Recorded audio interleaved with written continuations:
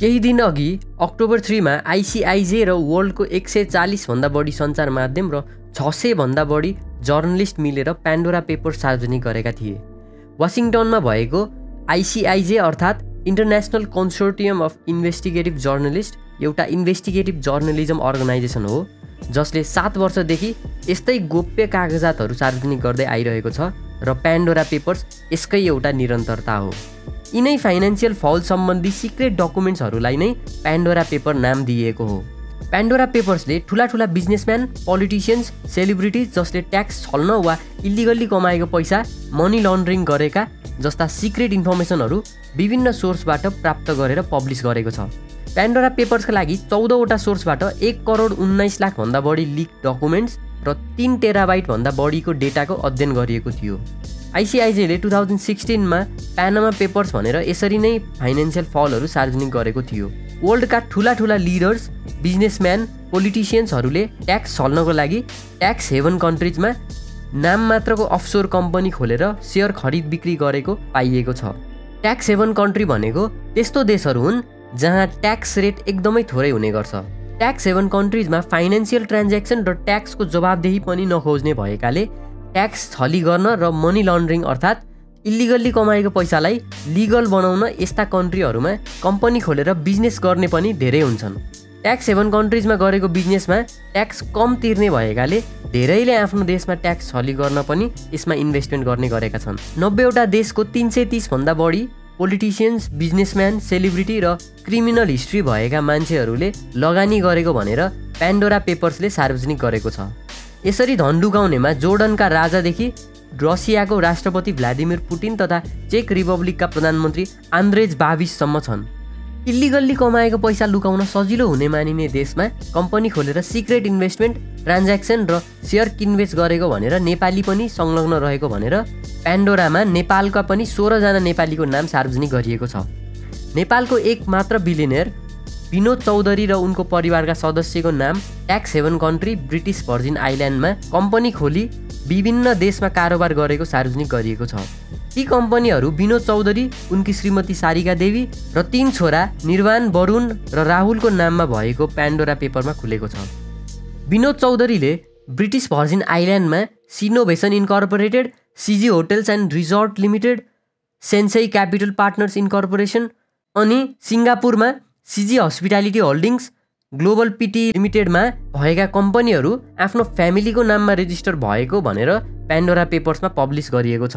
Pandora पेपर्सको अनुसार चौधरीले गरेको नेपाली कानुनको छिद्र उपयोग, त्यसकै वैधानिकतामाथिको प्रश्न र उनका साझेदारमाथि मनी लन्ड्रिङको आशंकाको विषयमा स्पष्ट हुन प्यान्डोरा पेपर्सले उनकै आत्मकथामा उल्लेख गरिएको सूचना केलाउनुपर्छ भनेको छ। 2013 मा प्रकाशित गरिएको विनोद चौधरीको आत्मकथाको शीर्षकमा विनोद चौधरीले मेरा लागि सबैभन्दा ठुलो चुनौती थियो कानुनले छाडेका छिद्रहरू पहिल्याउने र त्यसरी पाइला सार्ने ताकि मेरो विदेशी लगानीमाथि कसैले कानुनी प्रश्न उठाउन नसकोस् भनेर 2013 मा पब्लिस गरिएको विनोद चौधरी आत्मकथा शीर्षकको पुस्तकमा चौधरीले भनेका थिए। त्यसका लागि इन्कम ट्याक्स प्रावधानलाई उनले छिद्रको रूपमा व्याख्या गरेका छन्। वर्षको 183 दिनभन्दा बढी विदेश बस्ने नेपाली नागरिक गैर आवासीय नेपालीको रूपमा दरिन्थ्यो। उसले विदेशमा लगानी गर्न छुट पाउँथ्यो र उनले भनेका छन्, मैले यसैको फाइदा उठाउँदै वर्षको 183 दिनभन्दा बढी विदेश बसेर आफ्नै देशको अस्थायी नागरिक बन्ने निर्णय गरेँ। आज मेरा 2 छोरा राहुल र वरुणले गैर आवासीय नेपालीको हैसियतमा विदेशको कारोबार गरिरहेका छन्। तर प्यान्डोरा लिक्स अनुसार उनकी श्रीमती सारिका देवी र जेठा छोरा निर्वाण, जो दुवै नेपाली नागरिक हुन् र उनीहरूको नाममा समेत ब्रिटिस भर्जिन आइल्यान्डमा लगानी भेटिएको छ। अर्थात् ब्रिटिस भर्जिन आइल्यान्डको सिनोभेसन इन्कर्पोरेटेडमा उनी सहित परिवारका 5 जना सदस्यको लगानी रहेको भेटिएको छ। सिङ्गापुरको सिजी हस्पिटालिटी होल्डिङ्स, ग्लोबल पिटी एलटिडीमा भने उनका 3 छोरा र श्रीमतीको लगानी छ। अर्कोतर्फ चौधरीले इन्कम ट्याक्स एक्ट 2058 को व्यवस्थाको उल्टो व्याख्या गरेर विदेशमा लगानी गरेको जानकारहरूको टिप्पणी छ। 365 दिनको अवधिमा 183 दिन वा सोभन्दा बढी नेपालमा रहेको व्यक्तिलाई बासिन्दा व्यक्ति सम्झनुपर्छ भनी आयकर ऐनले व्यवस्था गरेको छ। कुनै नेपाली नागरिक 183 दिन विदेश बस्छ र त्यसको उसले आम्दानी गर्छ भने विदेशमै लगानी गर्न पाउँछ। तर चौधरीले नेपालबाटै रकम लगेर विदेशमा लगानी गरेको भनेर उनका इन्भेस्टमेन्ट गैर कानुनी भएको भनेर दाबी गरिएको छ। अनि नोबेल बैंकको विदेशी लगानीकर्ताले पाउने डिभिडेन्ड विदेश लगिएको र नोबेल बैंकको आधाभन्दा बढी सेयर विनोद चौधरीको भएको, त्यसैले उनले त्यही रकम विदेशमा लगानी गरेको भनेर हुन सक्ने भनिएको छ। नोबेल बैंकको आधाभन्दा बढी सेयर विनोद चौधरीको भएको, त्यसैले उनले नोबेल बैंकबाट पाएको डिभिडेन्ड विदेशमा लगानी गरेको भनेर हुन सक्ने भनिएको छ। त्यसैले नोबेल बैंकको विनोद चौधरीको डिभिडेन्ड पनि राष्ट्र बैंकले रोकिदिएको छ। नेपालबाट लगिएको रकमलाई उनले विदेशमा बस्ने छोराहरूले कमाएको भनेर पुष्टि गर्न खोजेको भनेर अहिले उनको विदेशमा गरेको लगानीको वैधानिकतामाथि प्रश्न खडा भएको छ। विदेशमा लगानी गर्न प्रतिबन्ध लगाउने ऐन 2021ले राष्ट्र बैंकको अनुमति बिना विदेशमा लगानी गर्न नपाउने र यस कानुन अनुसार विदेशमा लगानी गर्ने भए नेपाल राष्ट्र बैंकबाट अनुमति लिएको हुनुपर्छ। तर प्यान्डोरा पेपर्सले खुलासा गरेको केही कम्पनीमा लगानी गर्न राष्ट्र बैंकबाट विनोद चौधरीका 2 छोरा वरुण र राहुलले, जो अहिले एनआरएन छन्, उनीहरू बाहेक विनोद चौधरी, उनका जेठा छोरा निर्माण र श्रीमती सारिकाले अनुमति नलिएको राष्ट्र बैंकको स्रोतले जनाएको छ। विनोद चौधरीले सिनोभेसनका लागि अनुमति लिएको बाहेक अरू कुनै पनि विदेशी कम्पनीमा लगानी गर्न चौधरीले राष्ट्र बैंकबाट अनुमति लिएको तथ्य सार्वजनिक अभिलेखमा फेला परेको थिएन। राष्ट्र बैंक स्रोतको अनुसार ब्रिटिस भर्जिन आइल्यान्ड स्थित सिनोभेसन कम्पनीमा 50,000 सेयर किता गिफ्ट पाएको हुनाले त्यसमा आफ्नो नाम रहने गरी विनोदले अनुमति लिएका थिए। यसबाहेक अन्य कुनै पनि कम्पनीमा लगानी गर्न विनोद, निर्माण र सारिकाले अनुमति लिएको विवरण नभएकोले उनको फरेन इन्भेस्टमेन्टलाई लेजिटिमेट नभएको भनेर बताइएको छ।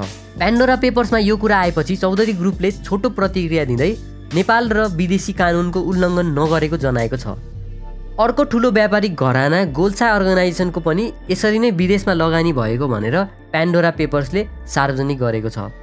फ्ल्याटवुड लिमिटेड गोल्छा अर्गनाइजेसनको लगानीमा स्थापना भएको कम्पनी हो।